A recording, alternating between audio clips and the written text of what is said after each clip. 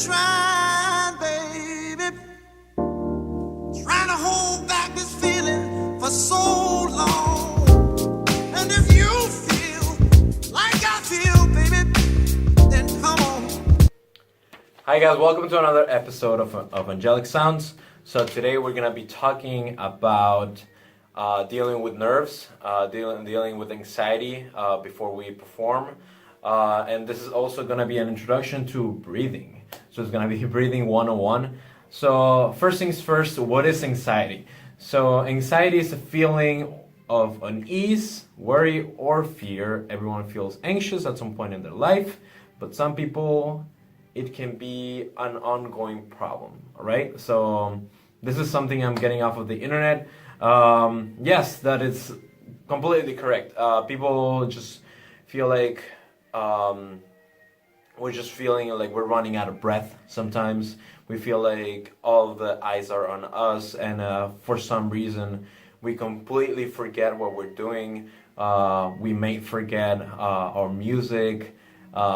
This whole flight or fight mechanism in our brain starts to roll. A lot of things start going and happening. So it's good for us as performers to know how to channel this type of feeling. All right. So when we have stage fright, it's when you just, for some reason, you feel like you're not connected with your body. If you're a singer, for some reason, your breathing is not well supported. If you're a pianist, for some reason, your hands start to shake. Something might happen the day of the performance. You just blank out. You're just playing something, and then you just stay there for the longest time. And people do notice sometimes when this is going. And then if you can recover, that's great. But knowing how to get there is really a very important thing. It's a mental thing that we all have to go through. So how to deal with it? How do I deal with it? Personally, I feel like I don't get nervous when I get on stage anymore. Why? Because I feel like as the performer, I'm about to give a show. I am the showman. So these people are here to see me perform. So that should give me a little bit of excitement. So this goes to what I was gonna say next. Nervousness, believe it or not, it's excitable. That's a synonym. And you can go into any dictionary on the internet, and right now I'm looking at one, and it says flightly, skittish, spooky, excitable. So we are excited for some reason. The same mechanism, the same the same hormones that get out of our body every single time that we get nervous are the same hormones that come out when we are excited. So now that's one thing to always consider when you're about to perform. Maybe you're just not nervous. Maybe you're excited. So let's find a way for us to get there personally, okay? So I have here some actual medical symptoms that people have found on the internet, and that can describe it to us, people that don't really know a lot of anatomy. I don't know a lot of anatomy, so this is perfect. So physical symptoms may include a pounding of a heartbeat, breathing faster, so that affects how you sing. Check. Pounding of the heart, well, yeah, that's always going to influence how we perform and how we are present on stage. Palpitations, feeling sick, chest pains, headaches, sweating, loss of appetite, feeling faint, lightheaded maybe, butterflies in our tummies, feeling like we need to use the restroom frequently. All this are things that are gonna happen to you if you're a performer. And knowing how to deal with all these things are very important for us. So someone told me this a while ago, and I was like, you know what? Yeah, you're right. So think of this. Think of any famous person you've ever seen in your life. So last vlog, I used Lady Gaga as an example. So I'm gonna use Lady Gaga today. Imagine you are Lady Gaga. You're a person, right? She's not an alien that came from somewhere else. You can Google Lady Gaga and something is gonna come up. It's gonna come up where she was born, probably the time. People know all of these things because these are people, right? But because we see them on the TV, we think there's some celestial being. But we have to know that these people also get nervous. So what people told me, what my teacher told me not too long ago was, these people also go to the bathroom. Think of it like that. These people are so human, so human, that these people go to the bathroom every single day. And they have to shower, hopefully, every single day as well. So what do they do different that we cannot do? So if someone else is doing it already, why can we do it that?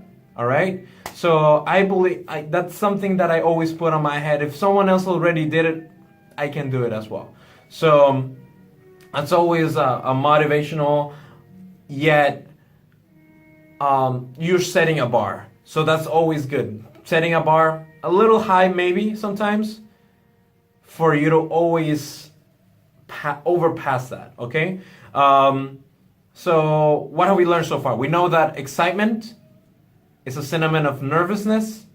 So we have to channel all those into just maybe feeling excited. So what I do, I just perform, like you guys just saw, I perform in an opera. And I had a small solo, yes, but I was very nervous because of that. So what I did was that I channel all of those thoughts that I had in my head. Look at all those people looking at me. I'm in the spotlight. My parents are in the audience. My previous teachers are in the audience. My friends are in the audience. God knows who was in the audience that night. But what I did was that I just channeled all of those feelings, all of those thoughts, and said, I am going to be the best version of my character that I can be. So what I did was that I grabbed my prop and I just went on stage and I used all of that energy, all of that excitement, all of that nervousness that I had, and I used it to perform better. All right. So now we're gonna talk about breathing. Okay. Breathing is very important. Just as knowing how to channel all this, and this is gonna come in handy when we're singing as well. So I'm about to show you a graph of how to actually breathe. Alrighty, so I'm very close to the camera now. So this is our respiratory system, right? This is very simple. Air comes through here. It goes down here through our lungs. And then they just go out. That's it. It's that simple. Air goes in, fills up the lungs, it goes out. Easy peasy. Now, when we're taking a breath, there's a lot of things that move when you take a really deep breath. So when we're little babies, and when we're taking lower breaths when we're sleeping, all of this region, I don't know if you've seen it, but if you can just watch a video of a baby sleeping. Our bellies go all the way up and all the way down. It even looks like they're trying to fill up all of this with air. As we grow older, and because we're always in a rush, we're always walking from point A to point B, we forget how deep our breathing can go. So, when you're taking a lower breath, you see this little guy down here? That's your diaphragm. What it does is that your lungs fill up with so much air that they compress a little bit down. So it's down and forward, right? Because you're filling up with so much air. Now, if we could, every single time that we're singing or breathe or being on stage, or we have to give a speech or something, those lower breaths are gonna help us do two things. One, sound better, and two, lower our heart rate. All right? So we've seen that when we're nervous, our heart starts pounding and all that stuff, right? If we take these lower breaths, it's gonna be a lot easier for us because everything is channeling and everything is going down, right? So let's do that one more time. So let's see, air comes through here, right?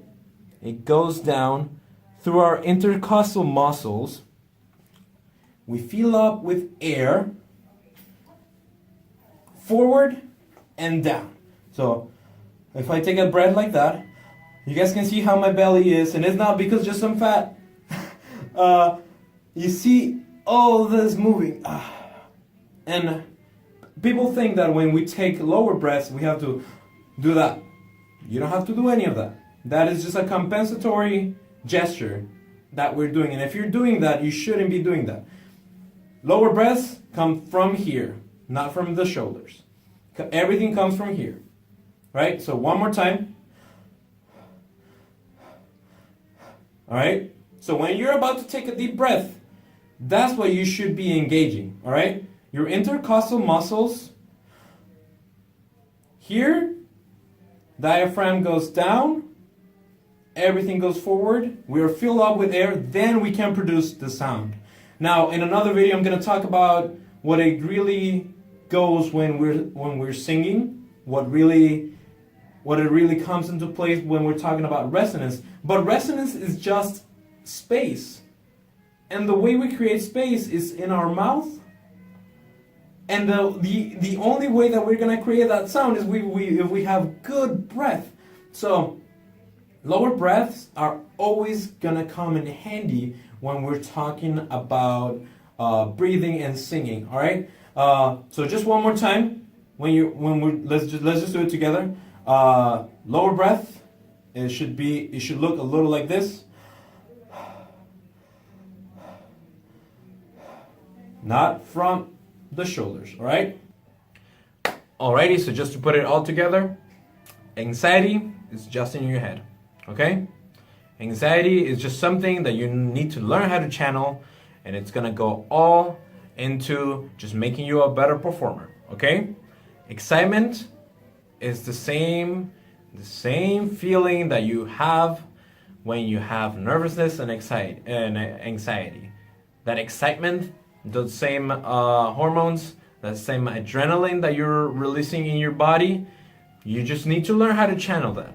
And that is something that you have to do on your own. You have to look at yourself in the mirror and say, I am ready because I know my stuff and I am ready to perform. All right? So always remember, it's just in your head. If other people can do it, you can do it as well. Okay? And breathing low, it's always gonna help you out. It's gonna help you, one, reduce your heart rate if you feel it's just pounding too much, and it's gonna help you sing better. Okay? If you're looking to be a better singer, that breathing has to always be very consistent. People may call it also support. So not having great support, that's one way how people say it. Hey, you need to have more support in this longer note, or you have to think lower. So think lower is your diaphragm being pushed by your lungs. All right. If you guys have any questions, just put it down in the comments down below. And I'll see you guys next time.